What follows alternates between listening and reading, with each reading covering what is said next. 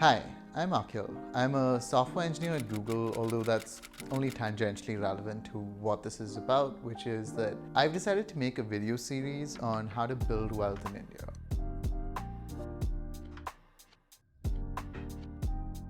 So I know what it's like to click on a YouTube video that has a catchy title and be subjected to a 15-minute long introduction about why someone is about to tell you what they're about to tell you. But now that I'm actually doing it myself, I've come to see the other side, and the desire to justify why you think what you're doing is necessary is pretty strong. And so as a compromise, what I've decided is that I do one introductory video talking about two things. Basically the why and the what of this series. I guess there's also a little about the who, so three things. If you're already sold on each of them, you can skip to the next video where I start the actual advice giving. If you're still here, and it isn't because I didn't really pause long enough for you to reach for your mouse, I take it you're interested in the answer to these questions. So let's start with why I'm making a video series on building wealth in India. And really another way to phrase that is what's wrong with a gajillion other videos on YouTube telling you what to do with your money? There are four things I felt were missing from the financial advice I saw on YouTube. The first is very India specific, and perhaps a lot of the developing world, or really anywhere that isn't the US, can relate. Basically, a lot of the existing content doesn't cater to us. There are many reasons this is important. The first should be pretty obvious. Different taxes and legal situations. Basically, everything from tax slabs and capital gains to regulations on cryptocurrency and hedge funds vary. And all of that affects the choices you should make. No real surprises here, so let's move on. The second is slightly less obvious, though in a similar vein. As a result of the different markets and economies, certain opportunities available here may not be available abroad, or more commonly, when they are, their values and advantages may be different. I've seen numerous financial advisors on YouTube recommend buying an apartment and putting it up for rent, or buying a duplex and letting the other half, with the idea of covering the mortgage payments with the rental income and essentially acquiring an asset with just a down payment. This isn't a bad strategy, although not quite as simple as it sounds, but it's completely impossible to do in India. The nature of our rent-to-cost ratio on residential real estate and our interest rates on home loans are such that one would need to make roughly a 40 to 60% down payment before your rental income would be likely to cover your loan payments. Does that mean that buying property for rental income is a stupid investment in India? Not necessarily, because there are other factors like asset appreciation and low maintenance costs to consider. But what I'm primarily getting at is things work differently in a developing economy, and it's important to have advice that's tailored for that. The third reason that country-specific advice is important is perhaps the most significant and also the least obvious, and it concerns the trade-offs on your time. The example I'm about to give makes a distinction between software engineers in the US and in India, because that's the profession in the two markets I'm most familiar with, but it could be applied to almost anything. The average salary for a software engineer in the US is roughly $90,000 a year. The average salary of an Indian software engineer, according to various sources, lies between 8 and 12 lakhs a year, let's call it 10. Now, if I were to tell you that if you spent an hour a day understanding the stock market, you're likely to increase your investment capital by 10% a year after inflation, you might think this means the same to both engineers. And it does.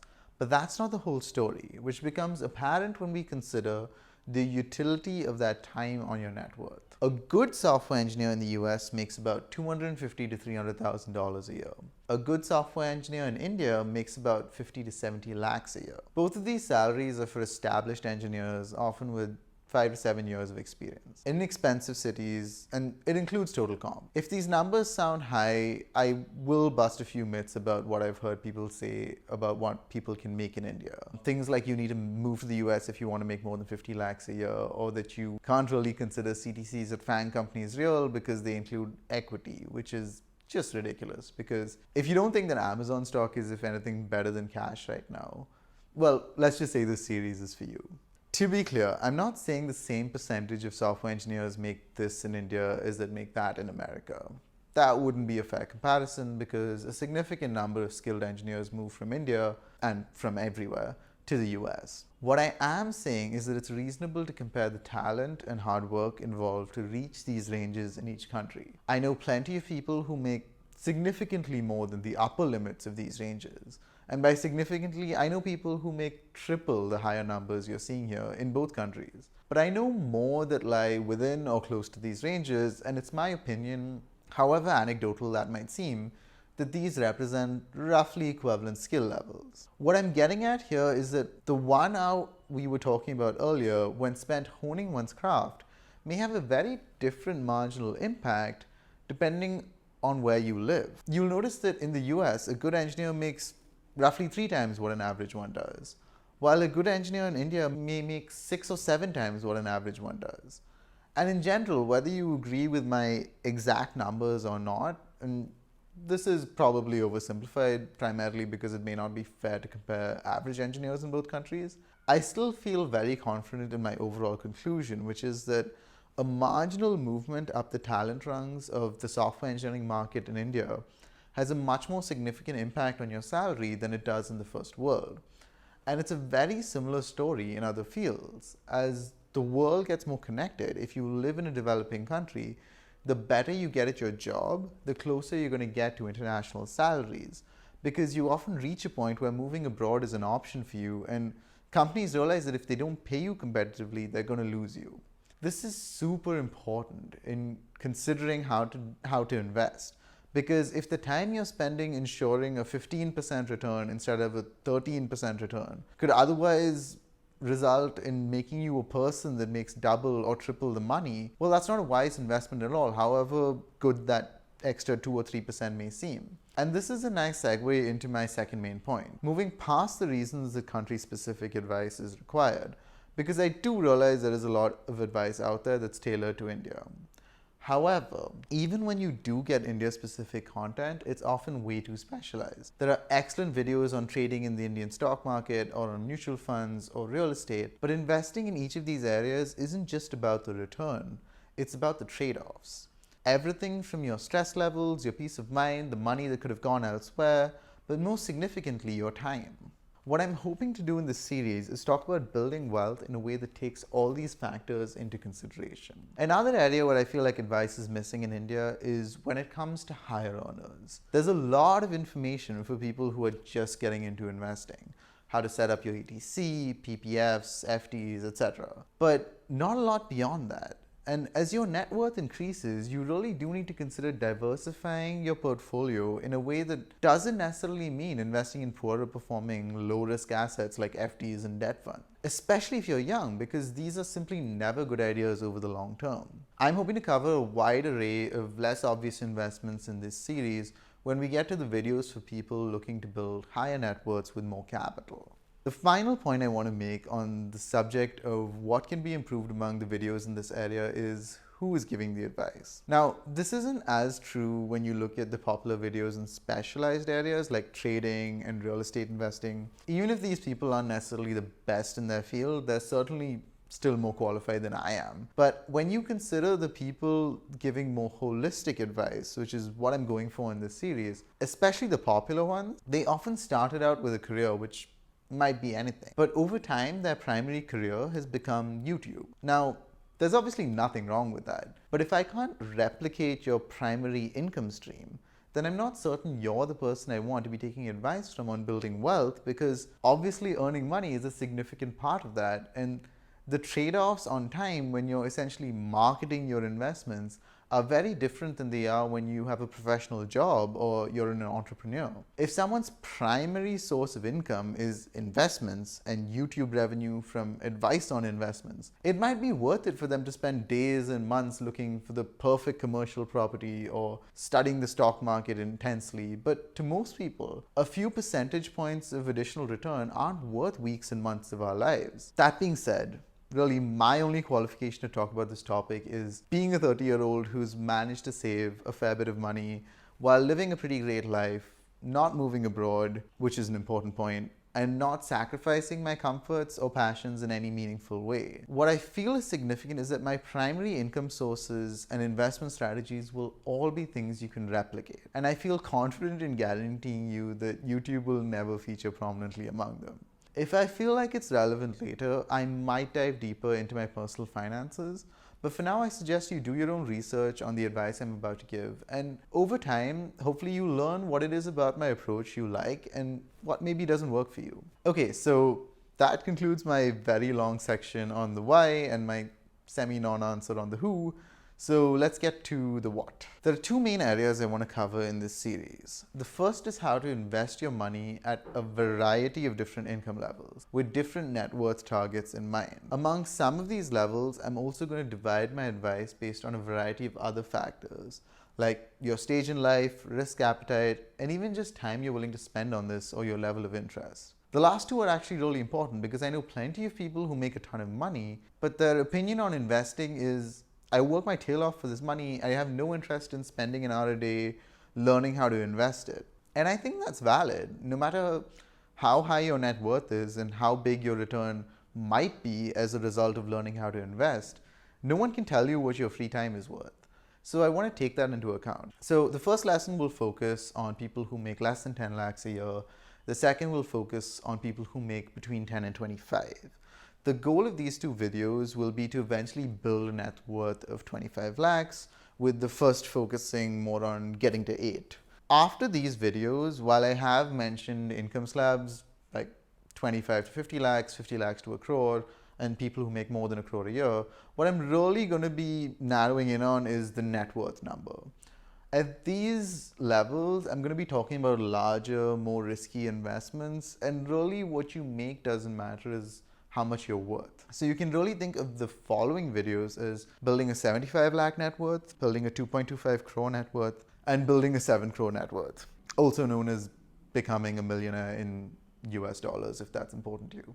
In between these videos, I'll have to include intermittent explainers on taxation, home loans, and mutual funds that will be essential for beginners to understand what's going on. I'll also try and include a bit of content on my spending philosophy and how I save, while still indulging the passions that matter to me. Now you'll notice that literally in the first 1.5 brackets, I've covered more than 99% of Indians. I think that's right. I believe if you make more than 14 or 15 lakhs a year, you're in the 1% in India.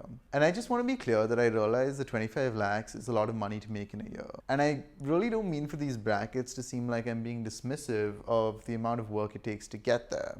What I am saying is two things. First, as I alluded to in my why section, there's already lots of great content out there for these income ranges. But second, and far more importantly, I don't believe in getting too fancy in your approach until you've built a certain amount of capital. Partly because of the risks, but also because of what I mentioned about the trade-offs on the time that could otherwise be spent establishing yourself in your field early in your career and excelling at what you do. When I club such a large majority of the population into 2 videos, I can guarantee I will cover everything that I think someone who makes that much money should do. I would also add that if you save a lot and your net worth is significantly above average, like approaching the higher ranges you see here, you may find that the later videos have some useful advice for you. And I'll make sure to talk about the rough net worth you should have at the start of each strategy. You can then decide if you want to consider some more advanced investments based on your savings and risk appetite. So the second part of my lesson plan is on how to move yourself up these salary ranges. I'm going to divide my advice into 2 categories. The first will be general advice on how to increase your income. This section will be for all viewers regardless of your field. I'll cover some of the more obvious things like basic negotiation strategies, but I'm actually going to focus more on the mindset involved. I realize that might sound a little fishy, and I promise I'm not going to ask you to spend tons of your time visualizing yourself as a millionaire. But I do strongly believe that no one is going to understand the value of your time until you do. In this section, I'm really just going to focus on learning how to do that and how someone who has done that behaves. And I think what I have to say may prove useful for some people. The second category is going to be boosting your salary as a software engineer. Here I'm really going to dive into much more detail, and if you're in the tech world and were surprised when I mentioned the salaries for good software engineers or talked about people who make over a crore a year, these videos will be for you. I'm going to talk about how one makes it into and beyond these ranges, and I promise my advice isn't just going to be get a job at a FAANG company. Quick side note here, I know I'm limiting my audience slightly when I focus solely on software engineering, but just this series. But I think anyone who says they can give you all the information you need on how to boost your salary regardless of your profession is at best oversimplifying. They absolutely may be able to give you a lot of great general advice, which is what I hope to cover in the first section.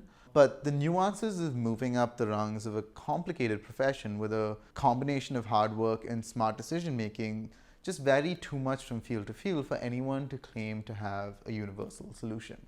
Okay, so that concludes my very long introduction. If you've actually managed to last this long, I really appreciate it. I also hope you've got a rough idea of how my mind works and whether my approach to building wealth is something that appeals to you. I'm never going to promise crazy returns consistently over 20%. It's certainly possible, but it has happened to me with the strategies I've used. But these were the exceptions more than the rules, and I'd be lying if I pretended to know for sure when I made the decision that that was going to be the outcome. This is going to be reflected in the advice I give because I'll be making assumptions on the potential return on investments and whether they're worth your time based on what's statistically likely. If you're someone who's an experienced trader and regularly beats those expectations on a sustained basis, well, frankly, that should be your first indication that you shouldn't be taking advice from me.